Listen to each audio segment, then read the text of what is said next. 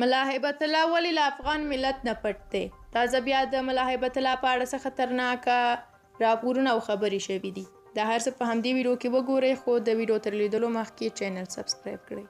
افغانستان د نړۍ هیوادونو لومړنی هیواد دی چې داسې پاچا یا امیر په ولسمشرۍ لري چې د ټاکل کېدو له پیله تر ننه له خپل ملت یعنې افغانانو څخه پټ ګرځي. پر افغانانو داسې څوک مشري کوي چې تر اوسه هیڅوک په پوره ډاډ دا نشي ویلی چې هغه مړ دی که ژوندی. ملا هیبت الله داسې یو مشر دی چې تر اوسه یې په آزاد ډول له هیڅ افغان وګړي سره نه دی لیدلی، خو د هغه په نامه فرمانونه بیا هره ورځ صادریږي او طالبان ټول افغان وګړي د هغه د فرمانونو پر عملي کولو مکلف ګڼي او هیڅوک د سره غړونې حق نه لري، ځکه د دوی په خبره د امیر او امر واجب او ترې منکر یې د اسلام نه منونکي شمیرل کیږي. اوس پوښتنه دا ده چې که په رښتیا هم دا د افغانستان د خلکو امیر وي، دا چا امیر کړ؟ چا بیعت ورکړ؟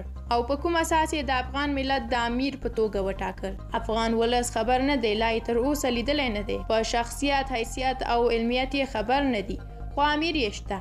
داسې یو امیر چې ټول افغانان یې د اوامر په عملي کولو کې مکلف دي. که څوک امر ونه مني، د دوی په خبره د اسلام له احکامو څرګنده سره غړونه کوي. حال دا چې د طالبانو امیر المؤمنین او دوی ټول د اسلام له احکامو تر ټولو لویه سره غړونه کوي، ځکه په اسلام کې باید حتما امیر له خپل ملت او ولس څخه بیعت واخلي، د هغوی په خوښه مشر شي، او کله چې مشر شو د ټول ملت د هر څه مسؤلیت د امیر په غاړه دی. باید له خپل ملت او خلکو سره د پریکړو په کولو کې مشورې واخلي، د هغوی د جوړ او ناجوړ پوښتنه ناسته ولاړه باید له خپل ملت سره وکړي. هر څوک وکولی شي چې خپل مشر وویني، ورسره کینی، خبرې اترې ورسره وکړي، خپل غم، درد او تکلیف ورته بیان کړي. خو طالبان او ملا هیبت الله د دې ټولو اسلامي اصولو پر خلاف پر افغان ملت واکمن دي، حتی تر دې چې په کره ډول څوک د مرګ او ژوند خبره نشي کولی. ډېری خلک خو دا لا وایي چې د ملا هیبت الله په نامه کس 2 کاله وړاندې په کوټه کې د چاودنې په ترڅ کې مړ شو. د داسې امیر اوامر منل هیڅ ډول شرعي جواز نه لري.